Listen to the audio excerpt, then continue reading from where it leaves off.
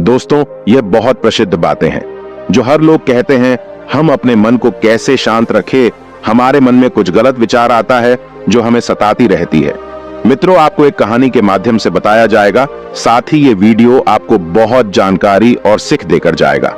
आज आप इस कहानी में पूरी तरह से अपने आप को शांत रखना सीख जाओगे। तो मित्रों, आपका कीमती समय को बर्बाद न करते हुए अब सीधे कहानी पर आते हैं। हमारी सफर अभी भी जारी थी और हम आगे बढ़ रहे थे। मौसम इतना शानदार था कि वहां पर आसपास का पर्यावरण अत्यधिक सुंदर दिखाई दे रहा था।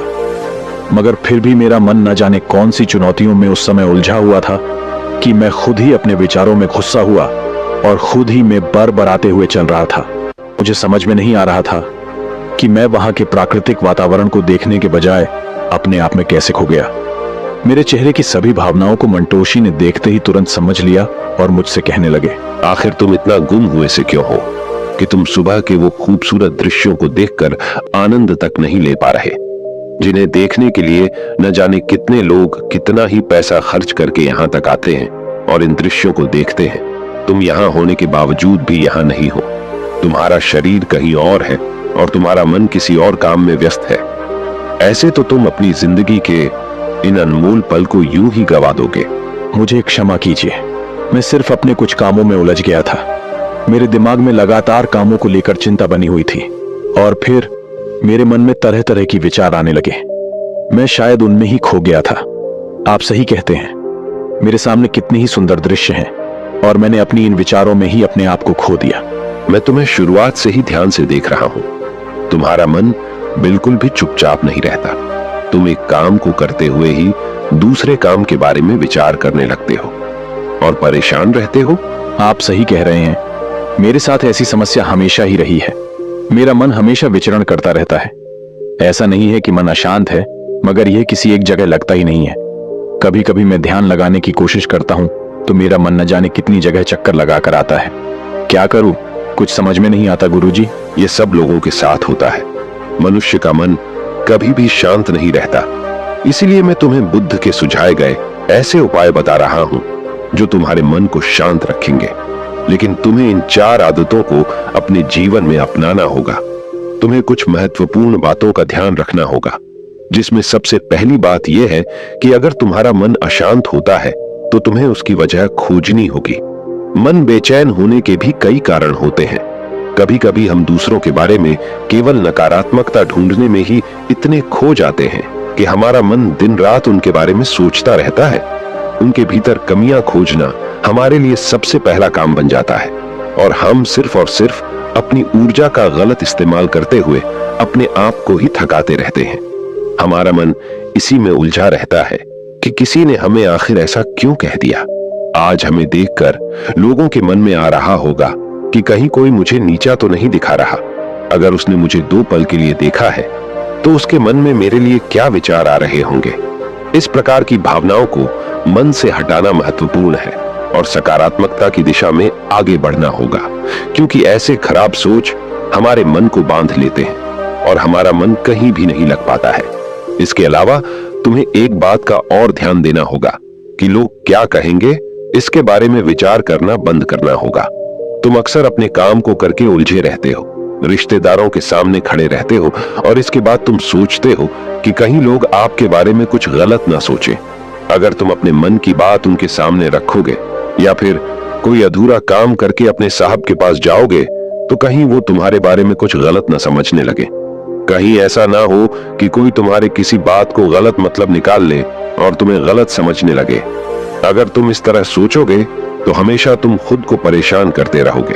इसलिए यह चिंता छोड़ देनी चाहिए कि लोग तुम्हारे बारे में क्या सोचते हैं। इसके अलावा तुम तीसरी खास बात का हमेशा ध्यान रखना कि सभी के पास एक दिन में सिर्फ 24 घंटे होते हैं, हफ्ते में केवल 7 दिन होते हैं और साल में केवल 365 दिन होते हैं।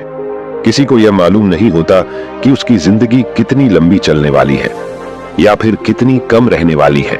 किसी को इस बारे में अंदाजा नहीं होता कि जो समय बीत गया है वह उनके पास कितना मूल्यवान समय था और उन्होंने उसे किन कामों में सिर्फ ऐसे ही गंवा दिया। इसलिए समय की महत्वपूर्णता को समझो और अपने समय को केवल अच्छे कामों में और सकारात्मक विचारों को देने में लगाओ। समय को यूं ही व्यर्थ करना बंद करो। इसीलिए हर एक पल को जी भर के जीना सीखो, क्योंकि अगर यह समय तुम्हारे हाथ से निकल गया तो यह दोबारा लौटकर नहीं आएगा, या फिर कितनी कम रहने वाली है। किसी के पास आमतौर पर अंदाजा नहीं रहता कि जो अवसर बीत गया है वह उनके पास कितना मूल्यवान समय था और उन्होंने उसे किन कामों में सिर्फ यूं ही गंवा दिया। इसीलिए समय के महत्व को समझो और अपने समय को केवल अच्छे कामों में, अच्छे विचारों को देने में लगाओ। समय को यहां वहां व्यर्थ न करें, इसका महत्व जाने, और इसीलिए हर एक पल को जी भर के जीना सीखो, क्योंकि अगर यह समय आपके हाथ से गुजर गया तो वह फिर से वापस नहीं आएगा। जैसे कि तुम यहां होने के बावजूद यहां नहीं थे और तुम्हारे विचार कहीं और थे। तुमने इस विशेष क्षण को अपनी जीवन में व्यर्थ ही गंवा दिया। और अब मैं तुम्हें बुद्ध का चौथा महत्वपूर्ण नियम बताता हूं, जो तुम्हारे मन को शांति दिला सकता है। अपनी तुलना किसी से कभी मत करना। हर व्यक्ति अलग होता है। जब अपने ही हाथ की 5 उंगलियां अलग अलग होती हैं और विभिन्न तरह से काम करती हैं, जब अपने ही शरीर की दोनों आंखें भी एक दूसरे के साथ मेल नहीं खाती, तो फिर तुम कैसे अपनी तुलना किसी और से करने लग जाते हो। ये एक बड़ी वजह है कि जब तुम अपने आप को दूसरों से अलग दिखाने की कोशिश करते हो, अपने आप को नीचा दिखाने लगते हो और फिर तुम्हारा मन तुलना करता है, तो यह कठिनाइयां पैदा कर सकता है। इसलिए अगर अपनी तुलना करनी है तो केवल अपने आप से करो। प्रतिदिन अपने आप को आगे बढ़ाने का प्रयास करो और प्रतिदिन तुम भी आगे बढ़ो। गुरुजी, आपने जो कहा वो पूरी तरह से उचित था। मैं इन बातों का ध्यान रखूंगा। इसके अलावा भी हम अपने मन को शांत रखने के लिए कुछ उपाय इस्तेमाल कर सकते हैं। हाँ बिल्कुल, तुम्हें बस कुछ बातों का ध्यान रखते हुए उनका पालन करना होगा।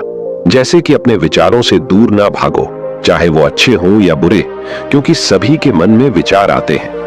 अपने मन को स्थिर रखने का अर्थ यह नहीं है कि हमें इनसे बचना है, या विचार कभी मन में आ ही नहीं सकते, किंतु मन को शांत करने का अर्थ है कि हम अपने मन के विचारों से परेशान ना हो और इसे एक मानसिक विकास समझकर इस पर ज्यादा ध्यान ना दें। अगर आप अपने दिमाग से उन्हें हटाने का प्रयास करेंगे तो आपको कभी भी उन्हें पूरी तरह से नहीं हटा पाएंगे, बल्कि ऐसे ही आपको और परेशान करेंगे। इसके अलावा नियमित व्यायाम करने का प्रयास करें। यदि आपके मानसिक स्थिति में विचार थमने का नाम नहीं ले रहे हैं, तो यह मतलब हो सकता है कि आप शारीरिक रूप से भी तनाव में हैं। जब आपका दिमाग तनावग्रस्त होता है तो आपका शरीर भी तनाव में होता है। इस परिस्थिति में अपने शारीरिक और मानसिक तनाव को मुक्त करने का सबसे अच्छा तरीका व्यायाम करना है। आप व्यायाम करने के लिए चाहे तो योगा भी कर सकते हैं, या आप अपने मन पसंदीदा कोई खेल भी खेल सकते हैं जो आपके मन को शांति और सुखमय बना सकते हैं। इससे आपका मन स्थिर रहेगा और उसके साथ ही आप अपने आप को व्यस्त रख सकते हैं।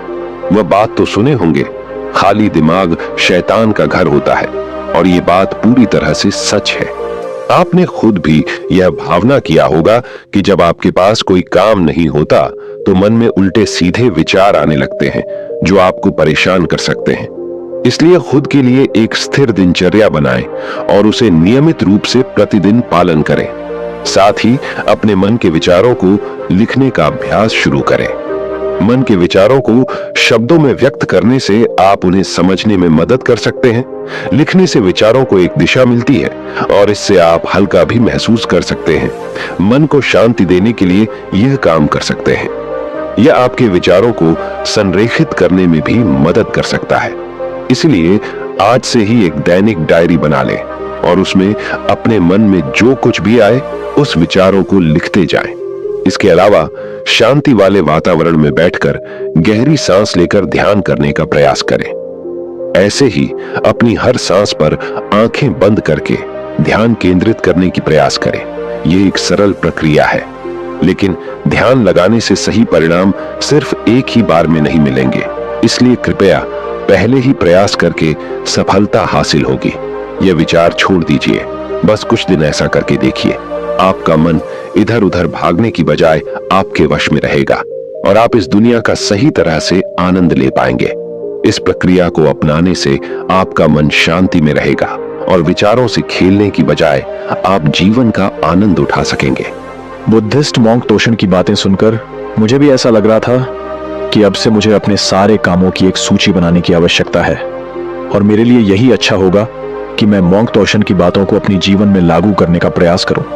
तो प्रिय मित्रों, कैसी लगी ये कहानी? अगर कहानी से कुछ सीखे हो और पसंद आई हो तो कमेंट में जरूर लिखना और हमारे चैनल को सब्सक्राइब अवश्य करें। और दोस्तों, सच्ची श्रीधा से कमेंट में नमो बुद्धाय जरूर लिखें।